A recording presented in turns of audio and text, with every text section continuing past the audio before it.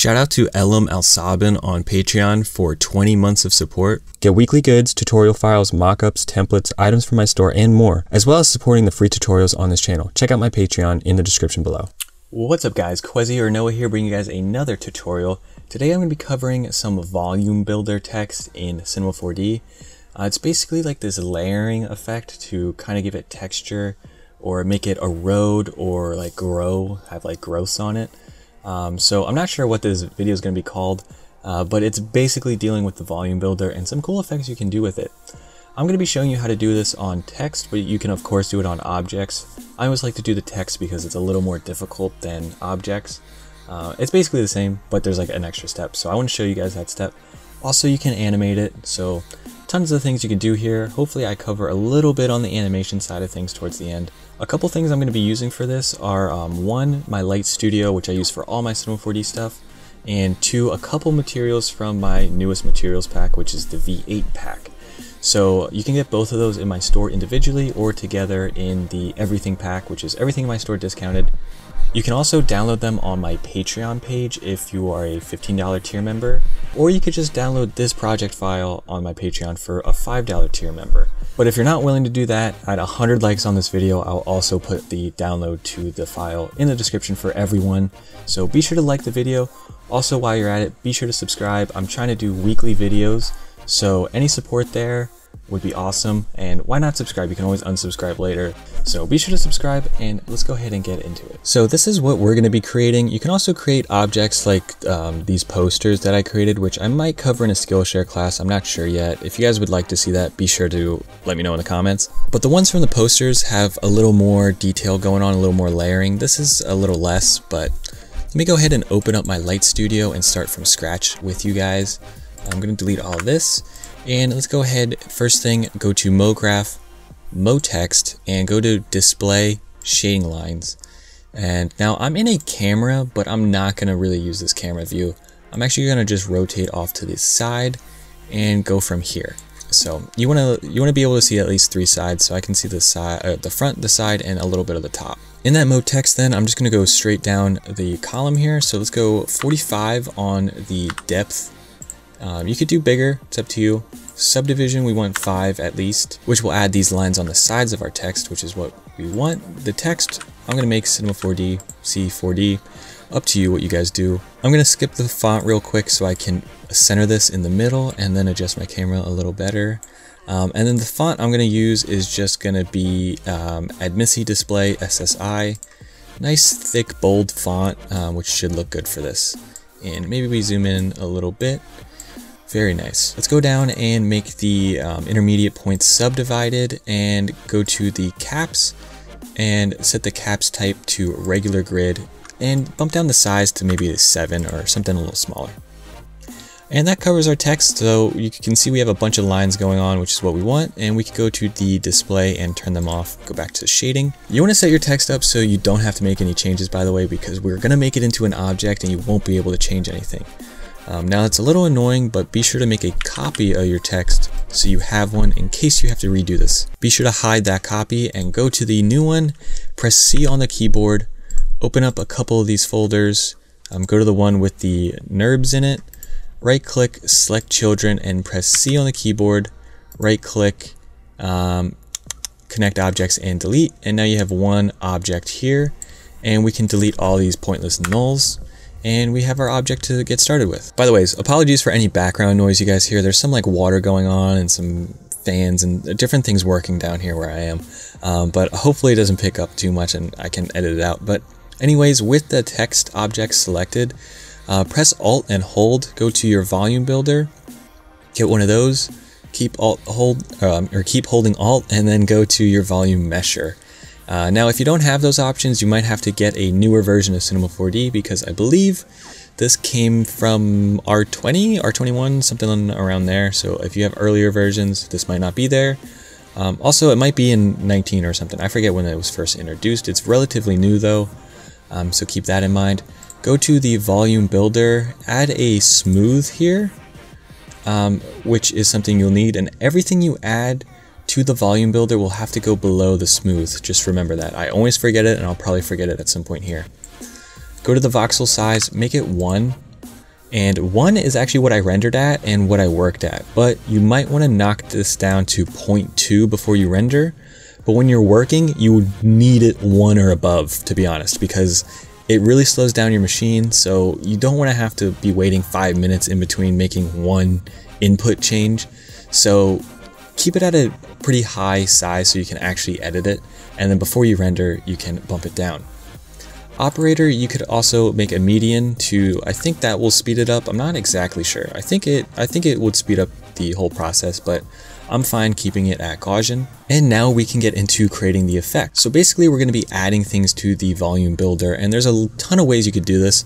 I'm going to go about it by adding a matrix. And with the matrix options here in object, we're going to set that to mode object. And then our object is going to be our C4D object. So hopefully that's enough objects for you, but you can see we get a couple cubes now on our text. Come into those matrix settings and bump the count up. You'll probably have to do a few thousand. It really depends on the size of your text and the effect you want. And we'll probably come back and edit this anyway, but let's make it 4,000 for now. And yeah, that's pretty good. We don't have to do anything else with that. But come to MoGraph now, Effector, and get a, where's the shader? Where's the shader? Why can't I see the shader? There's the shader. And if you had the matrix selected when you got that, this will now be affecting the matrix. So let's go to the parameter, go to the scale, make this -1 so it disappears. Then go to the shading options, get a noise. Open up the noise options. You can see it kind of looks boring right now, so we're gonna have to bump up the global scale, at least 500 I think. That's a little better, but there's still a lot of gray. We're going to want this to be more of a contrast. We basically want it black and white. So come down to contrast and bump this up. And that's a little better. You can see we're getting a lot of different groupings here, but it's a little too much. This is going to look a little disgusting. So let's bump up the brightness. And okay, that's a little too far. We'll bump it a little down. So this is at 13. And that should be a pretty good starting point. We can go ahead and add this matrix to our volume builder now. And oh, we get a bunch of zits. So if we give this a render, you can see how disgusting this is. Kind of looks like sprinkles maybe, I don't know. It is not a good look for me. I really don't like it. But you'll notice if we go to the volume builder and just move that matrix down below the smooth, it fixes itself. However, we still can't see our matrix that we added.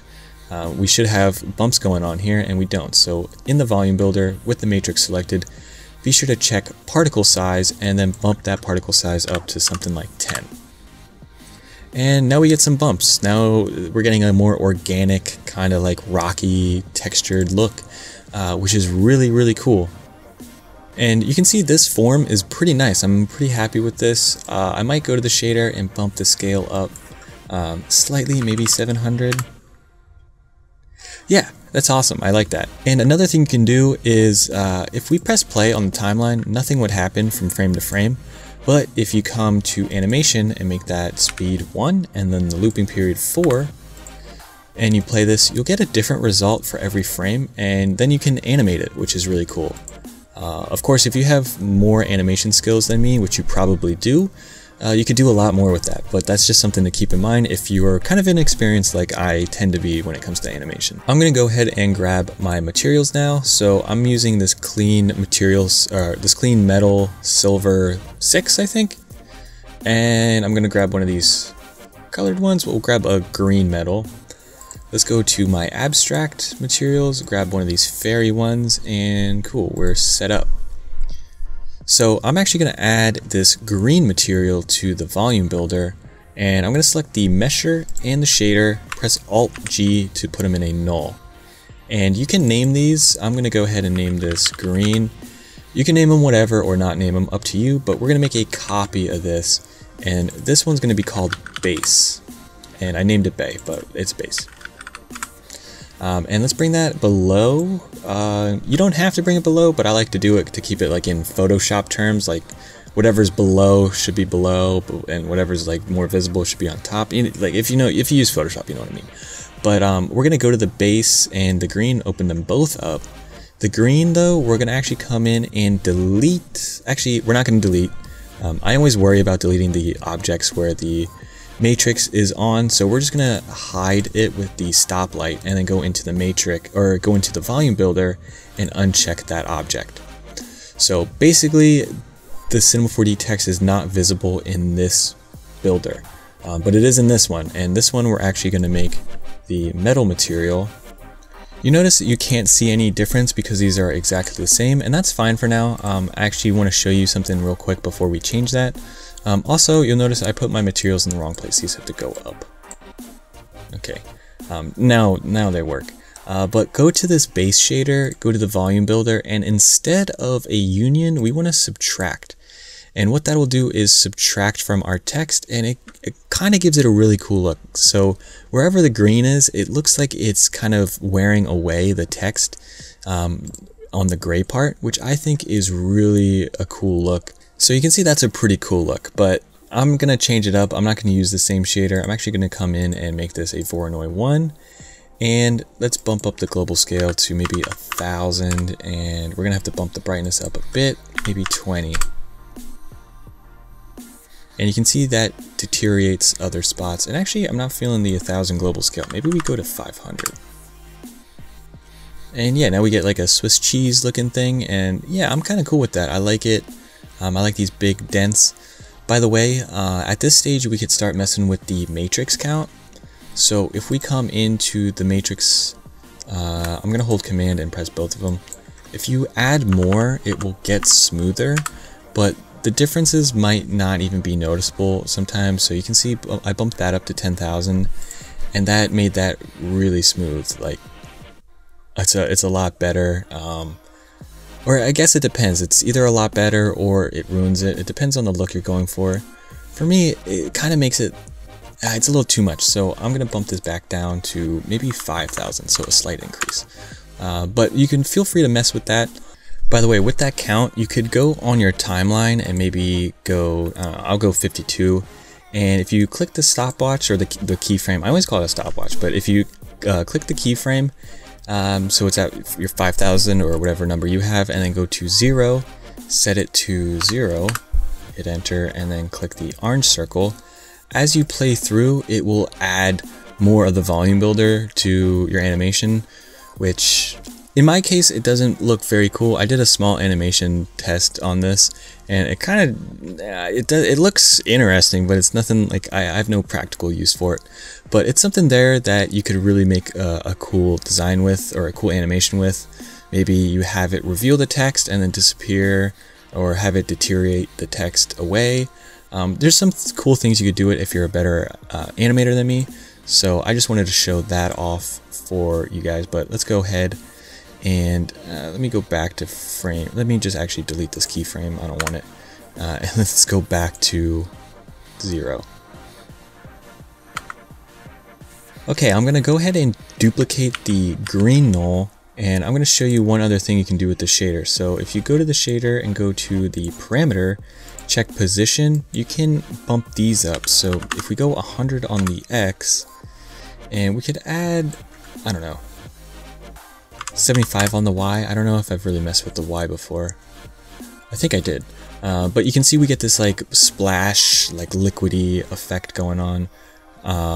You get these like droplets, I guess, which is pretty cool. It's off the text, so it's a little more interesting. It adds a little more like, it's a little more dynamic, which is something you always want in your designs. So, or maybe not, but I mean, it's something that you might want to add to your designs. There's a little too much going on here though, so we're gonna have to go to the shading, maybe change the noise, maybe go Voronoi 2, bump down the brightness.